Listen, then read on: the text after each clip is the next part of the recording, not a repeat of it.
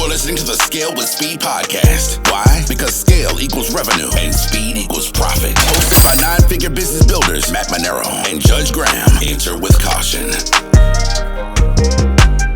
Welcome to the Scale with Speed Podcast. I'm Matt Monero. And I'm Judge Graham, and you are tuned in. Welcome back. We're in the studio again, episode 2. Hope you guys enjoyed episode 1. If you haven't listened to it, just go back on YouTube or wherever you get your podcasts from and watch or listen to it. Give us a couple likes, tell us some comments, offer us some couple shares. Some shares would be nice. Tell your friends about it. Because on this podcast, our job is to help you scale with speed. The last episode, we talked about how this concept of compressing time is so important. And when we were coming up with today's topic, we thought that the next most important thing is, well, if you commit to scaling with speed and compressing time, then who's doing what? Right. Like who's doing what within the organization? And so we're talking today about how do you set expectations for the organization and the people within it. And there's so much to this, Judge. We work with so many business owners, and through our own experiences of owning businesses and now working in these other businesses, we see it. It's like if we went around and said to everybody on staff, write down what you're in charge of today. Yeah, total deer in headlights. Or they would write down and it wouldn't be aligned with what needs to get done, which is almost worse, right? I think most people would be able to write one thing down. Yeah. But when we talk about this concept of expectations, I always love to use this example, and you've seen me write it on a whiteboard 100 times. But if we have an 8-hour day and everybody's getting 1 hour for lunch, we're left with 7 workable hours. Right. What are you doing for the 7 hours? Right. Let's go ahead and time block it. Let's put a pie graph up there and let's start charting time. Yeah. And we'll see how the one thing that you said you were going to do today, how much of those 7 hours it will take. Right. And then if we compress time, maybe instead of it taking 3 hours, it can take an hour and a half. Okay, then I have 7 minus an hour and a half, leaves me with 5.5 hours. What are you doing for the other 5.5? Yeah. Yeah, I mean, I look at it as I just recently started working out with my buddy. I seen you the pictures, right? Yeah, man. And I mean, the dude you've seen, he's a beast. He's ripped up and everything, and it's no different than working out. It's like, okay, well, what do you want your goal to be to work out? Okay, and then if you show up that morning, what's the exercise? What's the activity? What are the reps? And to complete it and get closer to the goal. And a lot of people just go to the gym. Right? They don't have a plan and they just kind of, pedal around and they think they worked out. Business is the same way. Right? I mean, how are you managing your organization? What is the goal of the organization? And then how are you empowering your people against that plan to tell them, okay, here's what we're going to get done today to get closer to that goal? Dude, here's what I hear on the pushback on this topic, and we heard it so many times. I hear, well, that's not the way I manage. Right. It's micromanagement. Right. It's I want my people to where's be the creative freedom? Where's the creative freedom? Right. I don't want to come across as a dick. Yeah. And here's the deal, which you don't understand as the listener, the entrepreneur, the small business owner, the scaling with speed owner. You don't get it. Your people want your leadership. They want to know. They want the purpose. Help me on my own mission, boss. Put me on the road. Let me run. Whoever's listening to this, think about when you accomplish something. What that feeling is. Even as simple as, there's a great, amazing Navy SEAL, like Colonel in the Navy. If that's even the right thing, I'm not. Admiral, I think. Admiral, there you go. Right. And he gave this speech, and one of it, he was like, just start the day and make your bed. Yeah, man. That's a famous speech. Right? I mean, it's such a great, but it's so true. It's the same at work, right? So take a little thing. It's like if you work out, you're like, oh, I accomplished something. If you cleaned up your room, your house, your desk, that feeling, imagine if you had your team aligned every day with that level of purpose and with the activities that help the organization, but that get accomplished.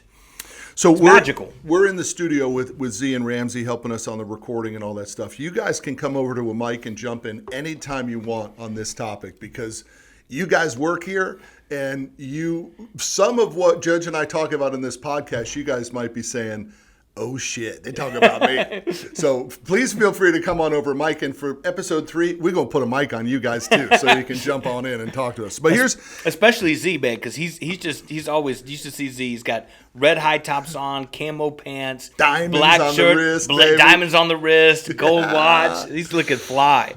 So there are 5 things that the point of this podcast too is to give everybody who's listening very tactical stuff. Always tactical. And we always finish with 5, what we call Monday moments, the things that you can put on the ground on Monday. But here's 5 things that we talked about, 5 areas that your people are unclear about because you haven't set clean expectations. The first is they're unclear about what you expect of them.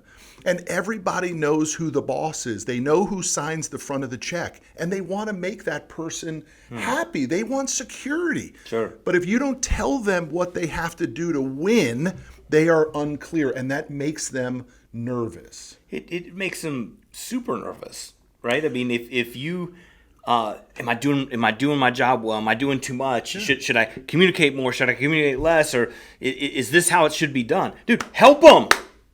Lead them. Show them what they need. Totally. Number 2, unclear about their levels of success. So not only do you have the to-do list of expectations or however you want to outline it, but what does winning look like? Here's what you win the day by achieving. Here's what happens to the client when you do your job so well.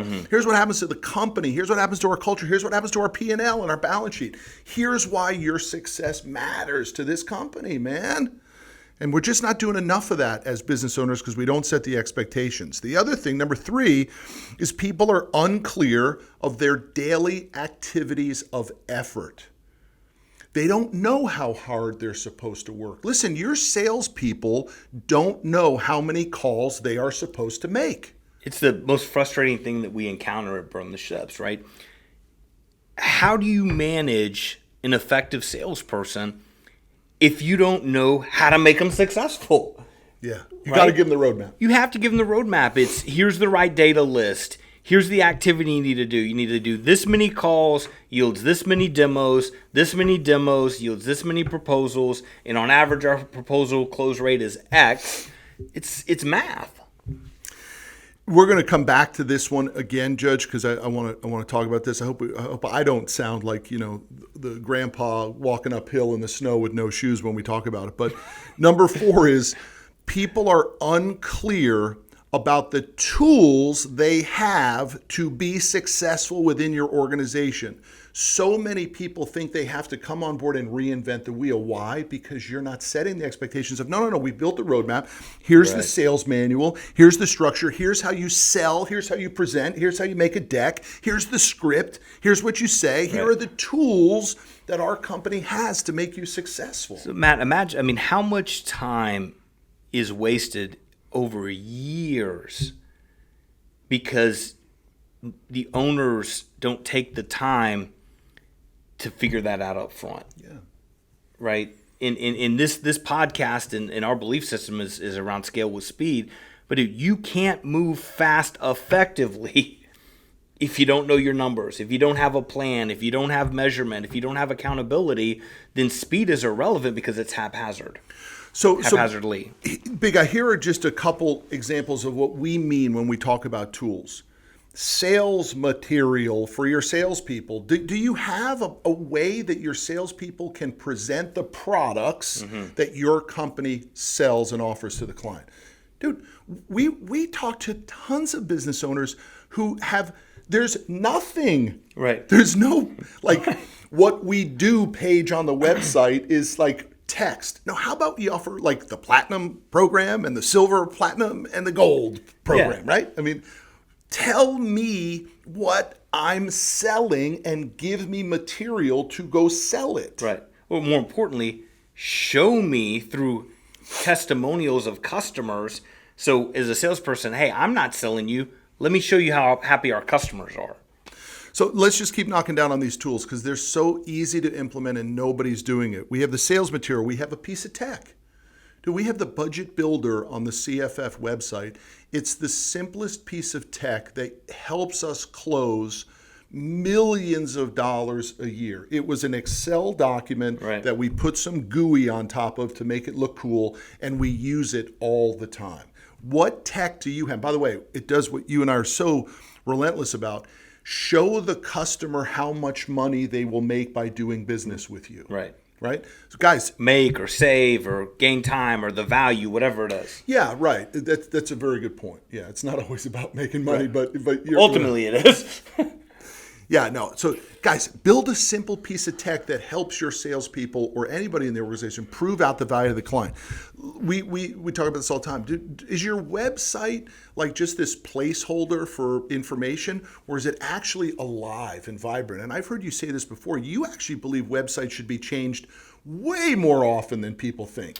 Yeah, you should be, especially if you're winning and growing. I mean, it's an iterative thing, and what I mean by that is, dude, as the market changes, your offer, product, price, level of service may change, and you've got to pivot that to your website, right? Tech changes that it empowers you to be able to do things like you're talking about. If you're winning and you have great customer testimonials, that needs to get refreshed, right? It's your biggest sales asset, and if it's outdated, then you're outdated. How about as a tool? That's the topic we're talking about right now under these five. Where do you got video? Like, if you know what your top 5 customer rebuttals are, did the owner record a video addressing the rebuttal? Sure. Edit it up, make it look cool, and allow your salespeople to send it to the client when they give the rebuttal. The price is too high. Mr. Jones, I understand our conversation, the price is too high. I wanted to send you a quick little video from an owner of our company addressing your concerns. Right. Hi there, this is Matt. I understand you think the price is too high. Let me tell you why it's not. Yeah. How about 2-minute video that your salespeople can use? Instead, what do? They don't even know what to say. Yeah. Come on, man. Use some video to help overcome the rebuttals that your clients are giving, and use video as a tool to help your people. Let's go on to articles. Dude, are you writing anything, or have you found articles that address issues within the marketplace that your company can take ownership of? We talk about it all the time. Market leader content, thought leadership. Somebody write some damn articles on 5 or 6 important topics in your industry and allow your salespeople to send them out. Right? Yeah. You know I keep defaulting to the sales guys. I mean, I always do. Well, listen, revenue cures everything in a business. 2 more tools here, buddy. Management assistance. Like, are you having a save the deal meeting? Will your manager get on the phone? Like in this marketing business, I was over there and one of the sales guys was on the phone with a guy that came to our Burn the Ships event at RP1. I said, put the guy on the phone. Yeah, like now. And FaceTime his Skill with speed. We jumped right in, and guess what? We closed the deal. Is management, is ownership getting in the middle of it to help your people? It's management owning their networking. Holy shit, I forgot that I knew that guy. I met that guy someplace else. You hit something, Matt, I think that's really important for everybody listening. If you own the business or running the business, let me be super clear on this. You care much more than anybody else. And there's a high probability that you understand the business much better than anybody else, and you're in a position to make decisions better than anybody else. Right? So you have to understand your place as the leader and know when it is appropriate to jump in, not to jump in, and ultimately don't just assume that everybody else has the same passion and expertise that you do, because they don't, without proper leadership, without organization, without accountability and measurement and planning. Yeah, it's like Mark Cuban said. Somebody asked him and said, what do you do with all your free time now that you're a billionaire? He's like, what free time? He's like, I'm busier more now than I am as a billionaire than I was when I wasn't a billionaire. Right. Your job as the owner isn't to do less if you're choosing to scale. Your job is to get in the middle of it, dude. Yeah, get on the freaking front lines. Help and coach and teach. And all right, the last thing under tools that helps set expectations for everybody in the organization is training. Like, seriously, who are you listening to? Who are you reading? Who you're watching? And what are you are you driving your people? What path are you driving your people down from a training standpoint? Because without real training, your people will most likely gravitate to their old training, which is why they aren't working for that company anymore, Right. and they probably didn't perform all that well, and that's why you found their ass on Craigslist. And you're wondering why they're failing. And you wonder why they're failing. Yeah. But we don't train them any Self-reflection. differently. It's freaking crazy. All right, number 5. On the 5 areas that your staff are unclear about, this is a huge one, dude. I've experienced this countless times. Unclear about their boundaries as an employee. They just think they can run buckshot over you, roughshot over you. They don't know what their place is in the organization. You have a number one sales guy who's a bull in a china shop, and he thinks he can just walk around and treat everybody like his shit doesn't stink. Your people need to know what your expectations of them as an employee is. Hey, dude, we don't go see clients in fucking flip-flops. Sure. Right? Shave your ass. Put on a company shirt. Wash the damn car. Yeah. This is how it was. We were just working on some budget stuff, and we're talking about travel budgets. And I said, have we officially trained the new people who have come on board with us on how what I call to carry the bag? Great. Yeah, love that. Like, do they know how to, like, rent a car? Carry the bag. Stay in a hotel. How many appointments do they need? Do they know how to freaking travel? They know how to carry the bag. Yeah. Like there's nothing better than seeing an aggressive sales guy who knows how to hit the road. Yeah. You know? Yeah, but you bring up a really good point, Matt. Again, back to this idea, if you assume, that's the issue, right? You're assuming they're as versed in assuming that, dude, they know how to do this. They know how to travel. They know how to book it. They know how to, not check a bag. They know how to compress time. They know how to hit the hotel, in a radius of all the places they need to go to. They know how to, hit the place they're going to eat. All that because they, and they also know the formula that they've got to hit 75 doors in order to get 2 deals to make that trip work. Yeah. You know that, but do they know how to carry the bag? I think that is such a great analogy that could be used through any organization. And I would bet people listening to this, your people don't know how to carry the bag. Dude, I worked for a guy, my early sales career, I worked for a guy. He was relentless to your expense account. Like, he was brutal about where the company chose to allocate capital for you to go make more money. Yeah. Dude, he trained us on how to carry the bag, on how you do the introduction, how you hand the business card. He would train you on what pocket you would put the receiving business card if you were at a networking event. Yeah. If there were more than one of our company people at an event, he required us to sit at different tables. We could never sit at the same table. Yeah, smart. Right? You got 6 people at a table. Why would you have 3 from the same company? Totally agree. But dude, he was a freakazoid about that stuff. Yeah, it's great. It works. Taught you how to carry the damn bag. Yeah, but I want to hit on something you're saying, this freakazoid, or you may look at it and go, I'm not going to be that crazy. You have to determine, are you happy where you are? Are you happy where you are financially? Are you happy with the way your business is ran? If you want more, you got to do more. You got to have that level of relentlessness. And I promise you, it may be painful for your people for the next 3-4 weeks until you get into that rhythm. You may lose some people, but dude, winners want to freaking win. Winners want discipline. Winners want that euphoric feeling of, dude, I know how to freaking carry the bag, and when I load that bag up, I'm getting some sales. Right? What's your level of commitment? So I think why all this matters in the topic of setting expectations is because someone might be listening and saying, holy shit, these guys are telling me I got to work 80 hours a week. And we want to be crystal clear about this. Yeah, there are times in the business where you should, but you won't get your staff to work 80 hours a week. You'll get your staff to work 8 to 5, whatever the hours of the operation are, and that is enough time if you're setting the right expectations, putting everybody on the roadmap. You're leading. And you're leading and you're managing. It's more than enough time for them to come in, get to work, leave your organization and go live fully fulfilled lives on Right. their own. The reason that it goes on 24/7, 365 in chaos is because you don't have expectations set for people. Yeah, totally. Right. What am I doing? What's the purpose? How does it affect the greater good of the organization? So I wanted to just touch on this for a sec, dude, because there are so many tools that are available for people today that you and I didn't have. This is what I meant by saying, I hope I don't sound like the grandpa walking uphill in the snow barefoot, right?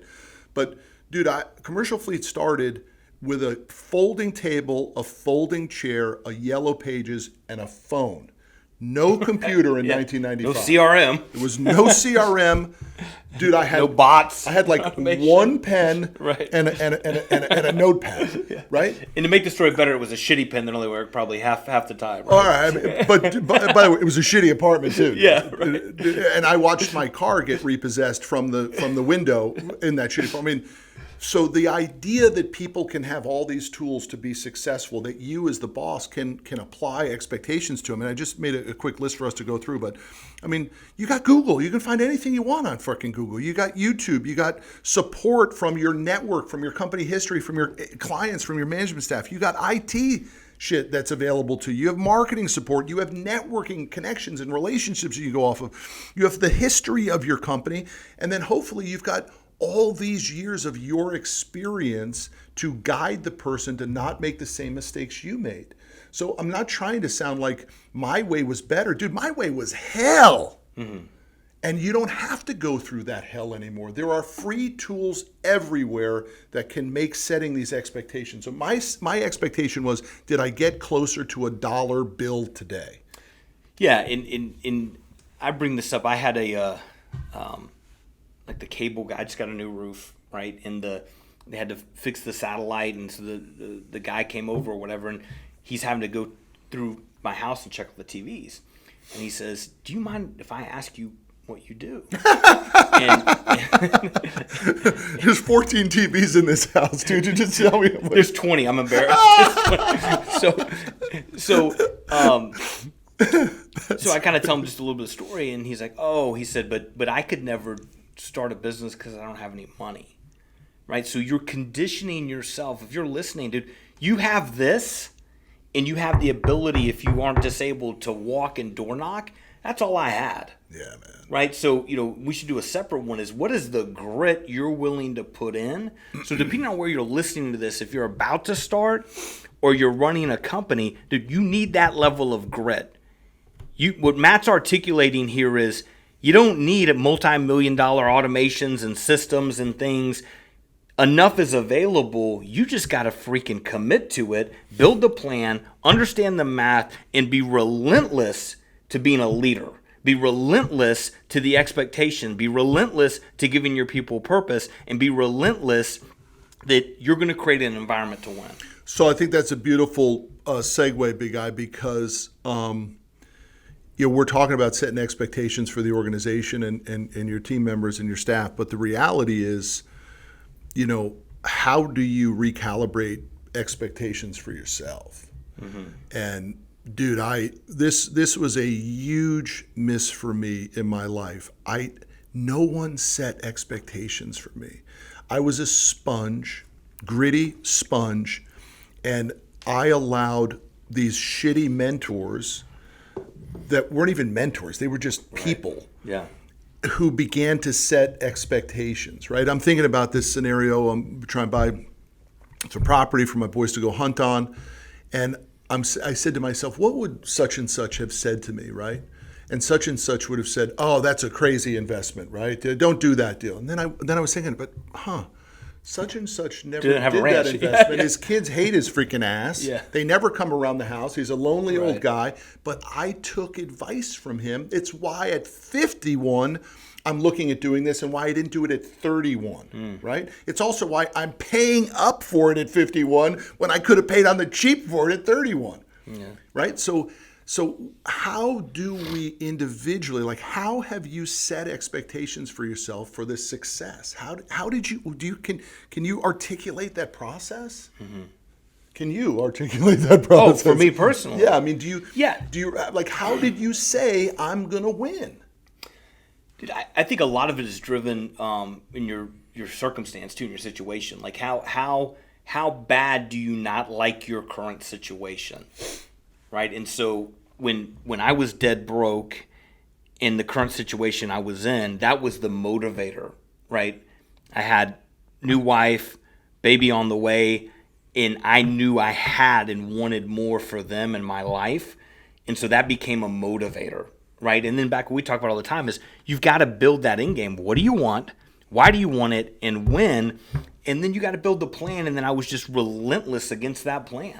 I didn't care. I mean, you've seen me before in meetings. You're like, you need to calm down a little bit. I'm like, no.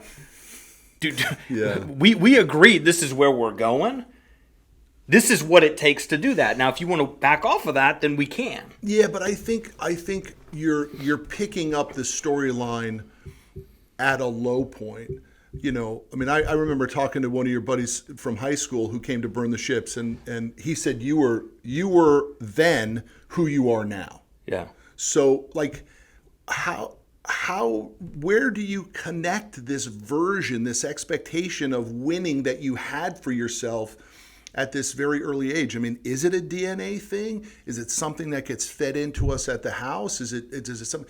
Where does somebody begin to set higher expectations for themselves? Because you know, if you go from broke to 20% above broke, that feels so much better than broke. But the mission is to go from broke to 10,000 times above broke. Yeah. Right? How do we tap into that? I could take, for me, at a young age, I remember the first time I scored a touchdown, right? And I didn't play football until I was like in 8th grade, right? And I remember that feeling and the praise and the people jumping and my teammates and the people in the stands clapping. And that feeling for me was the first time at a young age it crystallized something I had never felt before. And I was like, fuck, I want this. Wow. And then at that point forward, that feeling is my drug. So if I'm not constantly in that dopamine stage of winning, no, but that's it is for me, right? Yeah. And so and that's why you'll see even in our relationship when I get, you know, sometimes go off the handle, it's coming from a place of dude, I know what's possible and we got to win. And I'm not speaking to you. You're there with me in other things we do. And it's that feeling, right? And so I think people have to go, dude, what feeling do you want? What do you want? And are you willing to do what it takes to get it? Yeah, I like that. The counter to that, I think, is how I looked at it. It was what feeling did I no longer want, right? Yeah, I've never looked at it that way. I know. I'm not saying either one's right or wrong. I mean, it's like Jay Leno says. Jay Leno says he's a huge believer in low self-esteem, right? Because it's like a big motivator. Yeah. Sometimes it's a bigger motivator than the feeling of admiration. Yeah. And for me, I no longer wanted to feel like a loser anymore. I no longer wanted to feel that I was behind. I wanted to catch up. And I remember one guy telling me, he said, "You're fucked." I said, "Why is that?" He said, "Because you never compare yourself down. You only compare yourself up." And he said, "You'll never be happy with that." And I can't remember the guy's name who told me that. He was some insurance guy who was trying to sell me something. And he's right. And, you know, all these years later, it is the same vibe for me. I just always look, what's next? What's next? Yeah. What's next? Who's got next? Yeah, and you know what? I don't necessarily know if that's bad. I mean, I think you have to balance and reflect and be happy where you are in life and spirituality and family and all those things. But I don't think it's ever bad to continue to have a desire to want more and to win. Well, I mean, look, man. If it's not at the cost of your health and your family and those things. But there is a cost. Yeah. There's a trade. Yeah. And that's it. And you hope that you get a little bit of luck in that regard, right? That maybe your spouse filled in the void when you were out winning. Yeah. Because I think what the other component, and then we'll move to our Monday moment for everybody, but the other piece on this one, dude, is that a lot of people have big expectations for themselves, but they just don't know how to get there. And dude, it is anything and everything to get there. Once you set the expectation, dude, you have to be a freaking freakazoid till you get there, right? 100%. That's it. Yeah. Otherwise, you got to look yourself in the mirror and say, woulda, coulda, shoulda. Yeah, you got to sacrifice. What do you want to sacrifice? I was willing to sacrifice friends, partying, money, cars, all that shit. What do you will? You can't have it all. At some point, you can if you if you make it to the top. But that journey on the way up, you can't.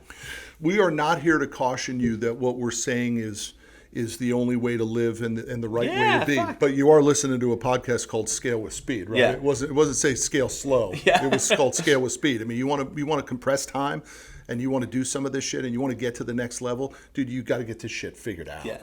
Right. All right, big guy. Let's go to our Monday moments. The 5 tips to set expectations for your staff starting on Monday. The first that we created was create job descriptions. Who does what? Clarity, ownership. Accountability. Yeah. This is what you do, dude. Yeah. Z, you edit our videos. Yep. Ramsey, you handle PPC. Yeah. That's how it works. Because what we've seen countlessly, and I just saw it recently in the marketing business, was when we began to outline what everyone was doing under our concept of the week of win the day. Crossover. Was everybody like, oh, we have 3 people doing the same damn thing. Right. What's going on here? Right. By the way, you said job descriptions. You change your hiring. Mm-hmm. Like you're not hiring the jack of all trades. You're hiring the expert in that space. Great Number point. 2. So you got to get those job descriptions done. Number 2, map out the expectations of daily effort. How many calls is this office going to do? How many presentations are we going to make? How many client visits are we going to make? How many product is going to ship? Right? Tell people what the number is. Yeah, and Matt, and if you're not currently happy with the result you're getting, change the number. Right? Change the number. And then you're going to have to change the effort. But right now, if you don't know your numbers, how can you ever win? Number 3 of the Monday moments, do this shit on Monday. We're promising you just do this stuff on Monday, and by Friday, your organization will feel the change. Number 3 of this, remind everybody about the tools that your company has to be successful. And if you don't got them, go get them. Write a damn article this weekend and say, hey guys, here's something that might help you when the customer says this. Go get some testimonials. Yeah, and by the way, don't write one article. Sit your ass down, tell your wife you're working on Saturday or Sunday morning, and write fucking 5 of them. Mm-hmm. You know? I mean, shit, you're only talking a couple hundred words a piece. I mean, just sit down and do the work. Number 4 of your Monday moment, train your people daily. Dude, give them a concept. We played that video at RP1 the other day, in which it was a Cardone video, and Cardone was talking about one concept that you have to ask people in COVID is, are you going to be around in a year? Are you going to be around in 5 years? The answer should be yes and yes. Good, then let's do this deal today. It's just a short-term blip on the radar screen, this thing called COVID. Yeah. You're going to be around next year, right, sir? Good, then let's do this deal today. Yeah, great. Right? The second to last one, communicate with your staff daily. You refer to it as the 911 meeting. Why don't the companies that we work with do this? Yeah, I don't know. I think it's a lack of, again, clarity of what the goal is of the company and the key initiative that needs to happen, and then talking about it, right? I mean, this idea of scale with speed, if you're not meeting with your team and you don't know what they're working on, how the hell do you know where you're going? Right? I mean, literally, if you're not going, okay, Z, for the podcast, we're changing out the visual, right? We're trying to get it up on Stitcher or whatever we're doing, all the different things, your team's meeting with him to make sure those things get done. So when you and I have the luxury of just walking in here and thank y'all, which is amazing, and we sit down and we just do this, right? Because there's organization, because there's purpose, because there's accountabilities happening, they get it done. But most companies don't do it, right? They don't meet frequently enough to talk about where are we winning, where are we losing, and how can I help? So we put in a bonus for the Monday moments too, and I guarantee you this isn't being done enough. And you have to celebrate when a person meets the expectations, whether they're huge, whether they're up to your standards, or they're up to the standard of the day. You got to appreciate what they do. Z, you killed the last podcast. The graphic, the studio setup, the way it was edited. It's you did an amazing job. I enjoyed watching those cuts. You did the full episode. We got the great intro, the outro. We had the social cuts. The graphic looks awesome. Ramsey, I know you're involved in it too. I mean, you crushed it. Now, I don't know what the hell you did for the other rest of your day, but for what you did, no, I'm only kidding, Z. I'm only kidding, all right? Z, I know you're busy. I'm only kidding. But the concept is, man, when some people have existences, they may have a bad marriage, man. They got a kid who's in trouble. They got history in their own lives that they're not happy about. Dude, your environment can give them so much pride back, Sure. you know? They can feel good about themselves because of what they achieve at work, and then maybe they got to go home to that deadbeat husband, whatever. But man, isn't that the magic of entrepreneurship? Make an environment to win, right? Give them purpose and accomplishment. And we've got the money sheets here. We talk about these, right? I mean, just sit on Amazon.com, money sheet. What are the 6 to 8 things you're going to do today to generate more revenue? And you can help your team with this. Hey, what did we accomplish yesterday on your money sheet? Oh, why did you do this? You should work on this. Dude, this alone will get you so dialed in. Yeah. And by the way, I should have celebrated the success because we actually have a check coming from Amazon for our money sheet sales. You sent me the email yesterday. I don't even think I responded to it. So let's celebrate the success of the money sheet sales. All right, listen. We appreciate you being with us. You took time, whatever you're doing, you're working out, you're in the car, whatever you're doing to listen to Scale with Speed, it means that you want more. We're going to give you want to scale and fast.